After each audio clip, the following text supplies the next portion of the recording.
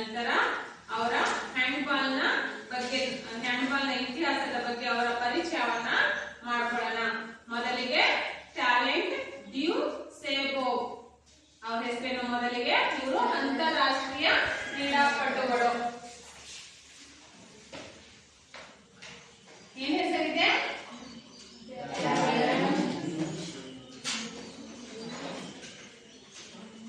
ಶೋಭಾ. ಸರಿಯಾ?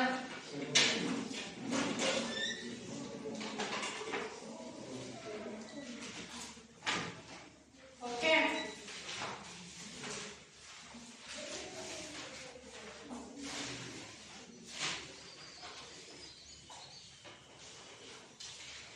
ಇವರ ಬಗ್ಗೆ ನೋಡೋಣ.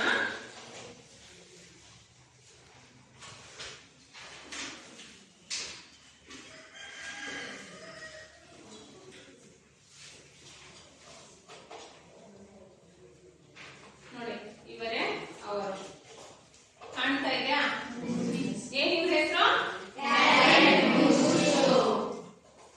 ಕಾಣ್ತಾ ಇದೆಯಲ್ಲ? ಇವರು ಯಾರು? ಇವರು ಅಂತಾರಾಷ್ಟ್ರೀಯ ಕ್ರೀಡಾಪಟುಗಳು. ಇವರು ಯಾವ್ದ್ರಲ್ಲಿ ಸಾಧನೆಯನ್ನ ಮಾಡಿದ್ದಾರೆ? ಹ್ಯಾಂಡ್ಬಾಲ್. Very good. ಇವರು ರಷ್ಯಾ ದೇಶದವರು. ಇವರು ಜೂನ್ 2, 1968ರಲ್ಲಿ ಜನಿಸಿದರು. ಎಷ್ಟರಲ್ಲಿ ಜನಿಸಿದರು? ಜೂನ್ 2, 1968.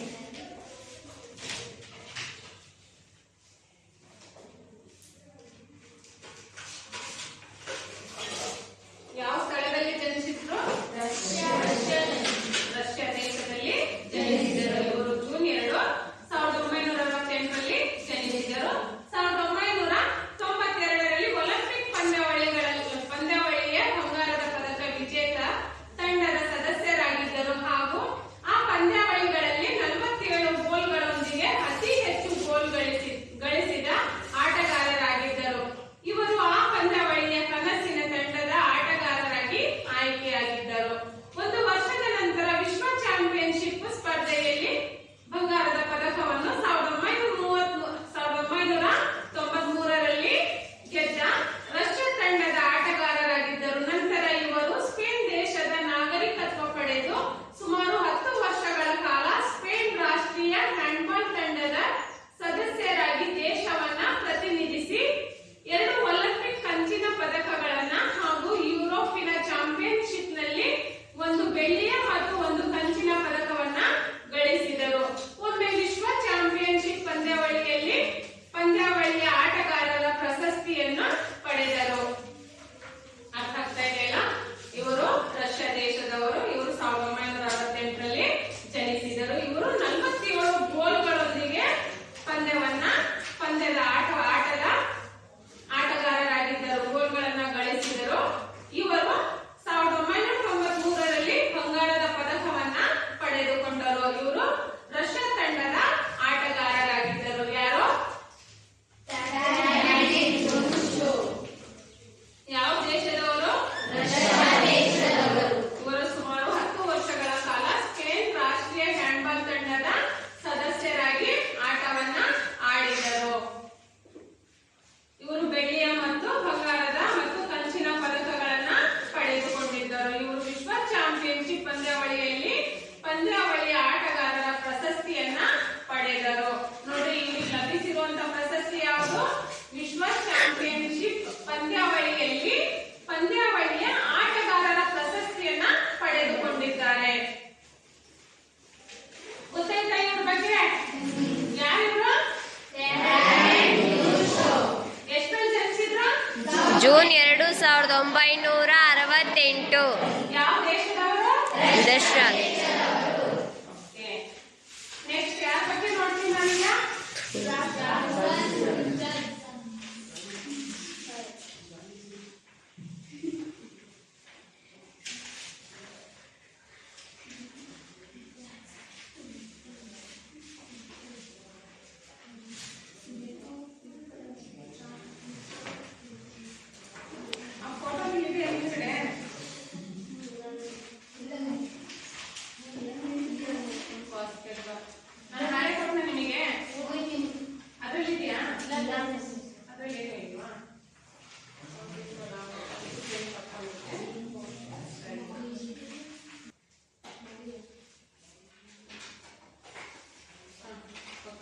ನೆಕ್ಸ್ಟ್ ಇವರು ಸಹ ಅಂತಾರಾಷ್ಟ್ರೀಯ ಆಟಗಾರರು. ಜಾಕ್ಸನ್ ರಿಚರ್ಡ್ಸ್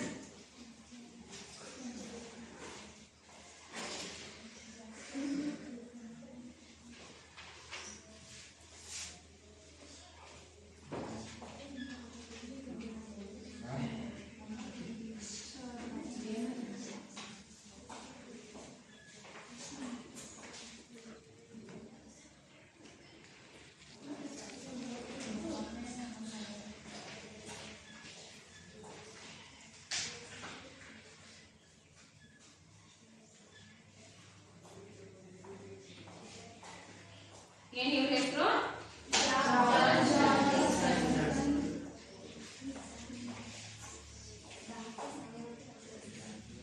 ಓಕೆ,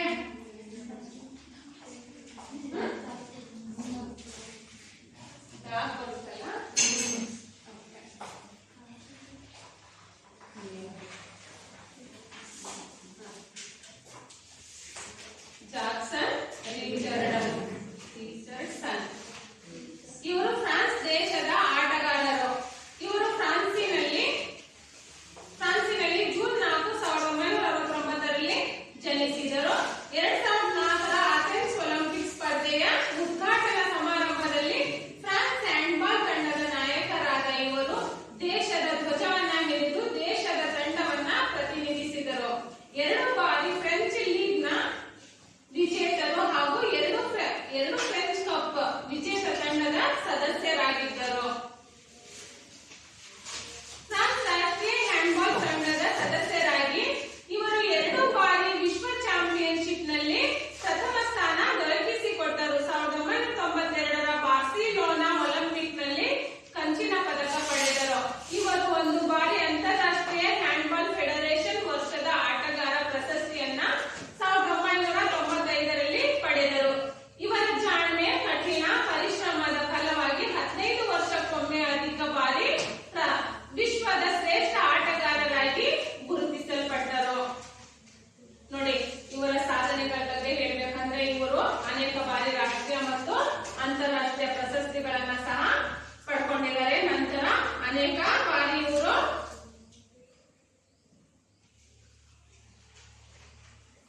ಕಂಚಿನ ಪದಕ ಮತ್ತು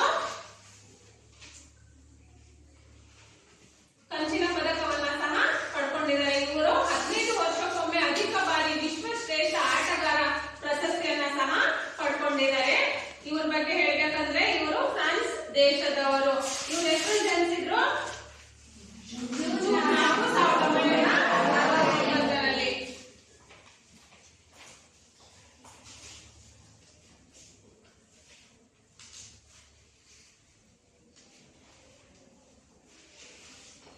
ನೋಡಿ, ಇವರಿಗೂ ಟ್ಯಾಲೆಂಟ್ ಶೋಭಾ ಮತ್ತೆ ಇವರಿಗೂ ಜಾಕ್ಸನ್ ಅವರಿಗೂ 1 ವರ್ಷ ವೇರಿಯೇಷನ್ ಇದೆ, ಹೌದಲ್ವಾ?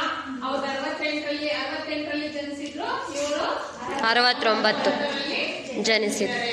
ಇವರು ಸಹ ಅವರು ಜೂನ್, ಇವರು ಜೂನ್, ಇಬ್ಬರು ಸಹ ಜೂನ್ ಅಲ್ಲೇ ಜನನವಾಗಿದ್ದಾರೆ. ಅವರು ರಷ್ಯಾ ದೇಶದವರು, ಇವರು ಯಾರು? ಫ್ರಾನ್ಸ್ ದೇಶದವರು, ಹೌದಲ್ವಾ? 2004ರ ಅಥೆನ್ಸ್ ಒಲಿಂಪಿಕ್ ಸ್ಪರ್ಧೆಯ ಉದ್ಘಾಟನಾ ಸಮಾರಂಭದಲ್ಲಿ ಫ್ರಾನ್ಸ್ ಹ್ಯಾಂಡ್ಬಾಲ್ ತಂಡದ ನಾಯಕರಾಗಿದ್ದರು. ಯಾರು? ಫ್ರಾನ್ಸ್ ಹ್ಯಾಂಡ್ಬಾಲ್ ತಂಡದ ನಾಯಕರು ಯಾರಾಗಿದ್ರು?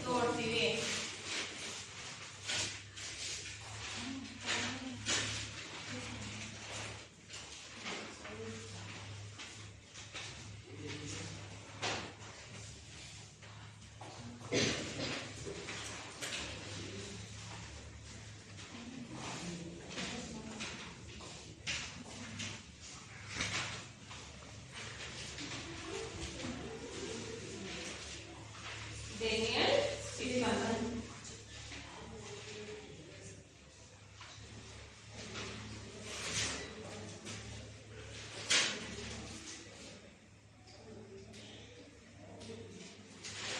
ಇದ್ದಾರೆ ಬಟ್ ಅವ್ರ ಚಿತ್ರ ಕ್ಲಿಯರ್ ಆಗಿ ಬಂದಿಲ್ಲ. ಡೇನಿಯಲ್ ಸ್ಟಿಫನ್ ಅವರು ಕಾಣ್ತಾ ಇದಾರಾ? ಸ್ವಲ್ಪ ಅಲ್ಲ, ಫುಲ್ ಬ್ಲಾಕ್ ಆಗ್ಬಿಟ್ಟಿದೆ.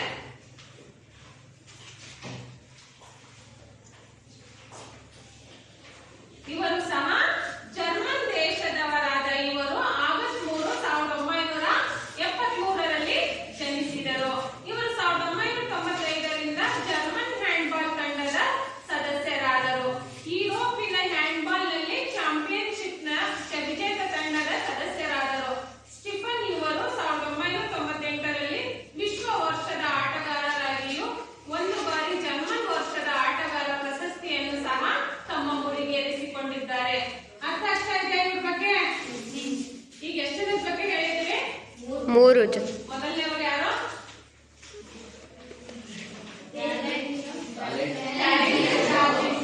ನಂತರ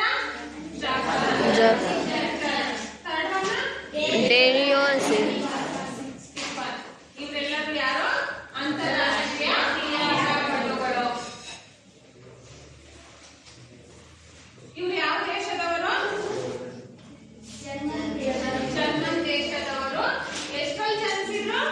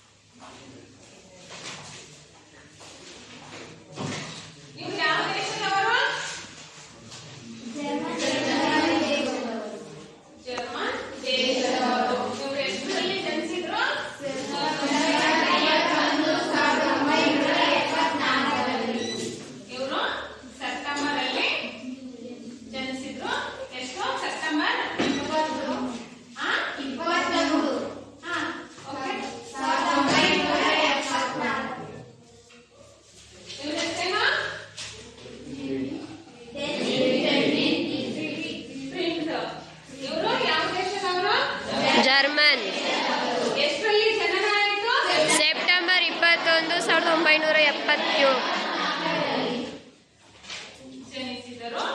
ಇವರ ಸಾಧನೆಗಳ ಬಗ್ಗೆ ನಾವು ನೋಡಿದ್ವಿ.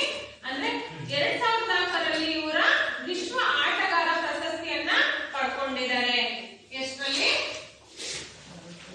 2004ರಲ್ಲಿ ಯಾವ ಪ್ರಶಸ್ತಿ? ಆಟಗಾರ ಪ್ರಶಸ್ತಿಯನ್ನ ಪಡೆದುಕೊಂಡಿದ್ದಾರೆ.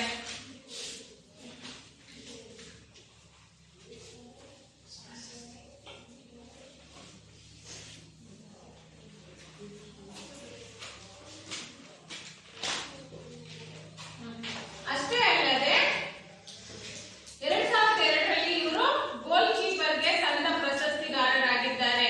2002ರಲ್ಲಿ ಜರ್ಮನ್ ರಾಷ್ಟ್ರೀಯ ಹ್ಯಾಂಡ್ಬಾಲ್ ಆಟಗಾರರಾಗಿದ್ದರು. ಜರ್ಮನ್ ತಂಡದ ಸ್ವೀಡನ್ನಲ್ಲಿ ನಡೆದ ಯುರೋಪಿಯನ್ ಚಾಂಪಿಯನ್ಶಿಪ್ನಲ್ಲಿ ದ್ವಿತೀಯ ಸ್ಥಾನವನ್ನ ಪಡೆದುಕೊಂಡಿದ್ದಾರೆ. ಎಷ್ಟರಲ್ಲಿ? 2002ರಲ್ಲಿ.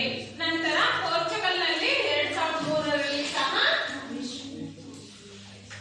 2002ರಲ್ಲಿ ನಂತರ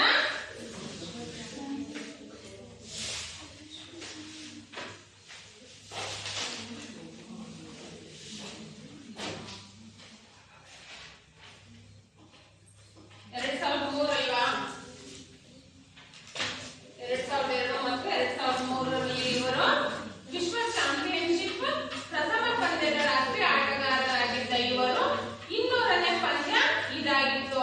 ನೋಡಿ ಎಷ್ಟು ಪಂದ್ಯಾವಳಿಗಳನ್ನ ಆಡಿದ್ದಾರೆ ಇವರು? 200 ಪಂದ್ಯಾವಳಿಗಳು. ಅಂದ್ರೆ ಸಾಮಾನ್ಯನ? ಹೌದಾ? ವಿಶ್ವದಲ್ಲಿ ಎಲ್ಲಿ ಕ್ರೀಡೆಗಳು ಅಂದ್ರೆ ಪೋರ್ಚುಗೀಸ್ ಇದು ಯಾವ ಎಲ್ಲೆಲ್ಲ ಸ್ಪೋರ್ಟ್ಸ್ ಆರ್ಗನೈಸ್ ಮಾಡಿರ್ತಾರೋ, ಎಷ್ಟೆಷ್ಟು ಪಂದ್ಯಾವಳಿಗಳು ಇರ್ತಾವೋ ಅಲ್ಲೆಲ್ಲ ಭಾಗವಹಿಸಿಬಿಟ್ಟು ಅವರು ಉತ್ತಮ ಆಟಗಾರ ಪ್ರಶಸ್ತಿಯನ್ನು ಕೂಡ ಪಡೆದುಕೊಂಡಿದ್ದಾರೆ. ಅಷ್ಟೇ ಅಲ್ಲದೆ ಇವರು ಜರ್ಮನ್ ತಂಡದ ಅತ್ಯಂತ ಮಹತ್ವಪೂರ್ಣ ಆಟಗಾರರು ಕೂಡ ಆಗಿದ್ದಾರೆ. ಏನು? ಯಾರು? ಹೆನ್ನಿಂಗ್ ಬ್ರೀಡ್ ರವರು. ಎಷ್ಟರಲ್ಲಿ ಜನಿಸಿದ್ರು?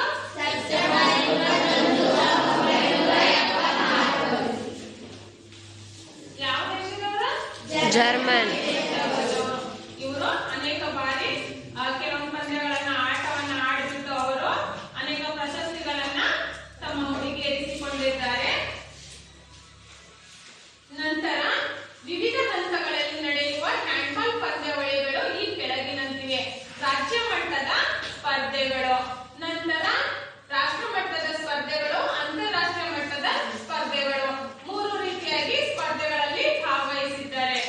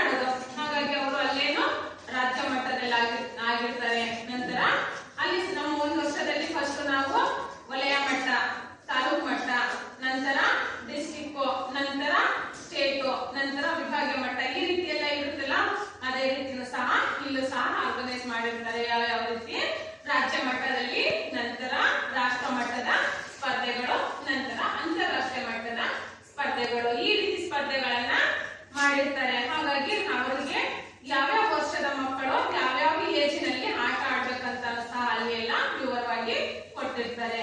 ರಾಷ್ಟ್ರ ಮಟ್ಟದ ಸ್ಪರ್ಧೆಗಳಲ್ಲಿ senior national championship, federation cup, ಅಂತಾರಾಷ್ಟ್ರೀಯ ವಲಯದ ಚಾಂಪಿಯನ್ಶಿಪ್ಗಳು, ಇಷ್ಟು ರಾಷ್ಟ್ರ ಮಟ್ಟದ ಸ್ಪರ್ಧೆಗಳಾಗಿರುತ್ತೆ. ನಂತರ ಅಂತಾರಾಷ್ಟ್ರೀಯ ಸ್ಪರ್ಧೆಗಳು, ಸಾರ್ಕ್ ದೇಶಗಳ ಪಂದ್ಯಾವಳಿ, Commonwealth championship, Asian game, junior ಮತ್ತು ಸೀನಿಯರ್ ಪುರುಷ ಮತ್ತು ಮಹಿಳೆಯರ ವಿಶ್ವಕಪ್ ಪಂದ್ಯಾವಳಿಗಳು, ಇಷ್ಟನ್ನ ನಾವು ಅಂತಾರಾಷ್ಟ್ರೀಯ ಸ್ಪರ್ಧೆಗಳಲ್ಲಿ ನೋಡ್ತೀವಿ. ಮೊದಲನೇದಾಗಿ ಇಲ್ಲಿ ರಾಷ್ಟ್ರ ಮಟ್ಟದ ಸ್ಪರ್ಧೆಗಳಲ್ಲಿ ಈ 3 ವಯೋಮಿತಿಗೆ ಒಳಪಟ್ಟಿರುವಂತ ಕ್ರೀಡಾಪಟುಗಳಿರ್ತಾರೆ. ನಂತರ ಅಂತಾರಾಷ್ಟ್ರೀಯ ಕ್ರೀಡಾಪಟುಗಳು ಯಾರಿರ್ತಾರೆ ಅಂದ್ರೆ ಅಲ್ಲಿ ಸೀನಿಯರ್ ನ್ಯಾಷನಲ್ ಚಾಂಪಿಯನ್ಶಿಪ್ಗಳು, ಇಲ್ಲಿ ಸೀನಿಯರ್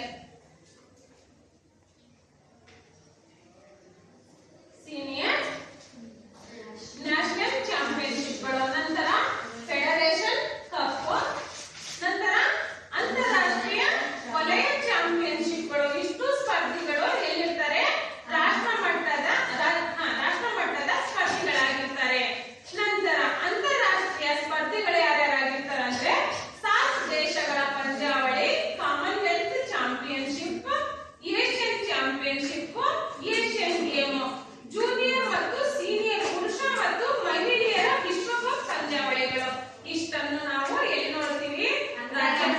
ಅಂತಾರಾಷ್ಟ್ರೀಯದ ಸ್ಪರ್ಧೆಗಳಲ್ಲಿ ನೋಡ್ತೀವಿ. ಮೊದಲನೇದಾಗಿ ರಾಜ್ಯ ಮಟ್ಟದ ಸ್ಪರ್ಧೆ ಆಗಿರುತ್ತೆ, ನಂತರ ರಾಷ್ಟ್ರ ಮಟ್ಟದಾಗಿರುತ್ತೆ, ನಂತರ ಅಂತಾರಾಷ್ಟ್ರೀಯ ಮಟ್ಟದಲ್ಲಾಗಿರುತ್ತೆ. ಅರ್ಥ ಆಗ್ತಾ ಇದೆಯಾ? ಅರ್ಥ ಆಗಿದೆ ಅನ್ಕೊಂಡಿದ್ದೀನಿ. ಇವಿಷ್ಟು ಕ್ರೀಡಾಪಟುಗಳ ಬಗ್ಗೆ ನಿಮಗೆ ಏನಾದರೂ ಡೌಟ್ಸ್ ಇದೆಯಾ? ಹೇಳ್ರಿ. Yes or no?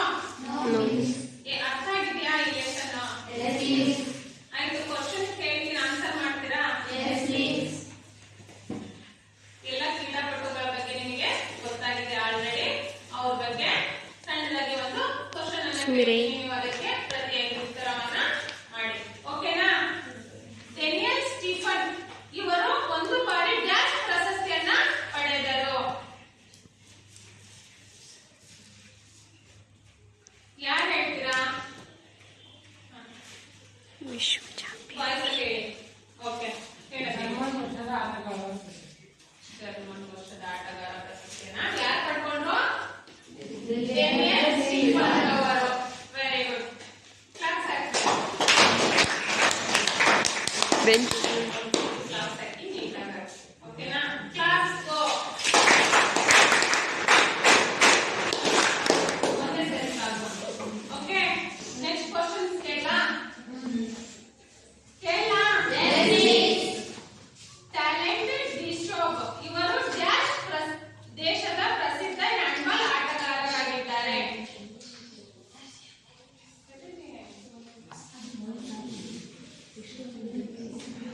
ಟ್ಯಾಲೆಂಟ್ ಡಿಶೋಬ್ ಇವರು ಡ್ಯಾಶ್ ದೇಶದ ಪ್ರಸಿದ್ಧ ಹ್ಯಾಂಡ್ಬಾಲ್ ಆಟಗಾರರಾಗಿದ್ದಾರೆ. ಗೊತ್ತಿದೆಯಾ? ಹೇಳಿ, ಕನ್ಸಲ್ಲಿ ಹೇಳ್ರಿ. ರಷ್ಯಾ ದೇಶದ ಆಟಗಾರರಾಗಿದ್ದಾರೆ. ಓಕೆ, ಕ್ಲಾಸ್ ಹಾಕಿ.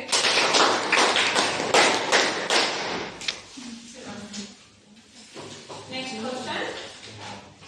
ಫ್ರಾನ್ಸ್ ದೇಶದ ಪ್ರಸಿದ್ಧ ಹ್ಯಾಂಡ್ಬಾಲ್ ಆಟಗಾರರಾದ ಜಾಕ್ಸನ್ ರಿಚರ್ಡ್ಸನ್ ಇವರು ಡ್ಯಾಶ್ ಒಲಿಂಪಿಕ್ ಸ್ಪರ್ಧೆಯಲ್ಲಿ ನಾಯಕರಾಗಿ ಭಾಗವಹಿಸಿದ್ದರು. ಫ್ರಾನ್ಸ್ ದೇಶದ ಪ್ರಸಿದ್ಧ ಹ್ಯಾಂಡ್ಬಾಲ್ ಆಟಗಾರರಾದ ಜಾಕ್ಸನ್ ರಿಚರ್ಡ್ಸನ್ ಇವರು ಡ್ಯಾಶ್ ಒಲಿಂಪಿಕ್ ಸ್ಪರ್ಧೆಗಳಲ್ಲಿ ನಾಯಕರಾಗಿ ಭಾಗವಹಿಸಿದ್ದರು. ಗೊತ್ತಿದೆಯಾ?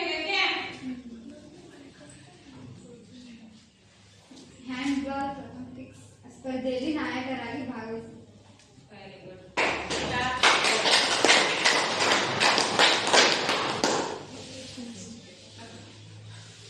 ಮತ್ತೇನಾದ್ರು ಡೌಟ್ ಇದೆ ಇದರಲ್ಲಿ? ಯಾರಾದ್ರೂ ಏನಾದ್ರು ಕೇಳೋದಿದೆಯಾ? ಇಷ್ಟು ಆಟಗಾರರ ಬಗ್ಗೆ ನಿಮಗೆ ಪರಿಚಯವಾಗಿದೆ. ಇವ್ರ ಬಗ್ಗೆ ನೀವು ಅರ್ಥ ಮಾಡ್ಕೊಂಡಿದ್ದೀರಾ ಅಂತ ಅನ್ಕೊಂಡಿದೀನಿ. ಇವರಿಷ್ಟು ಎಷ್ಟು ಜನ ಇದ್ರು? 4 ಜನ ಕ್ರೀಡಾಪಟುಗಳು. ಇವು ಯಾವ ಕ್ರೀಡಾಪಟುಗಳಾಗಿದ್ದರು? ಹ್ಯಾಂಡ್ಬಾಲ್ ಕ್ರೀಡಾಪಟು ಆಗಿದ್ರು. ಇವರು ರಾಷ್ಟ್ರೀಯನ ಅಂತಾರಾಷ್ಟ್ರೀಯ ಕ್ರೀಡಾಪಟು ಆಗಿದ್ರು? ಮೊದಲನೇವರು ಯಾರು? ನೆಕ್ಸ್ಟ್